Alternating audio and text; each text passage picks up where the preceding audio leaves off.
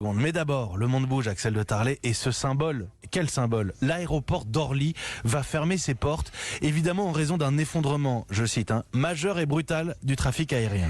Oui, c'est du jamais vu. Alors Orly, c'est le deuxième plus gros aéroport de France, au sud de Paris, deuxième après Roissy, et jamais Orly n'avait fermé depuis son ouverture en 1961. Même au lendemain des attentats du 11 septembre, l'aéroport était resté ouvert.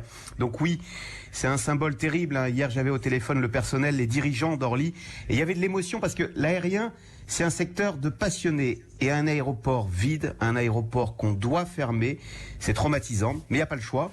Le nombre d'avions à Orly a chuté, tenez-vous bien, de 93% et le nombre de passagers a chuté de 95%. Mais alors, pourquoi attendre une semaine pour fermer Orly? Parce que l'aéroport, il faut le noter, ne fermera ses portes que mardi prochain, le 31 mars à minuit.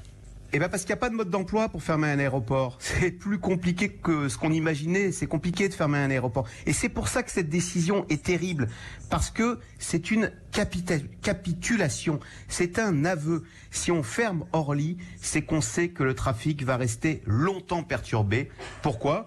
Eh bien parce que ce coronavirus fait le tour de la Terre. Il touche les pays, les continents les uns après les autres. Et donc, le trafic aérien va rester affecté pour encore plusieurs mois, jusqu'à la fin de l'été. Donc à partir de la semaine prochaine, tous les vols seront déroutés vers Roissy ?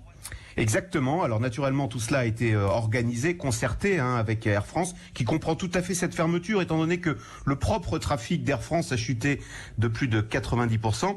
Mais alors chez Air France, que j'ai eu également hier, alors sans doute est-ce dans les gènes de la compagnie, mais même dans ces temps durs, vous voyez, on cherche toujours une petite fenêtre d'optimisme pour la suite, et on me disait qu'on voulait croire qu'une fois ce virus terrassé, après des semaines et des semaines de confinement, eh bien les gens, plus que jamais, voudront à nouveau voyager, se rencontrer, se toucher et reprendre l'avion.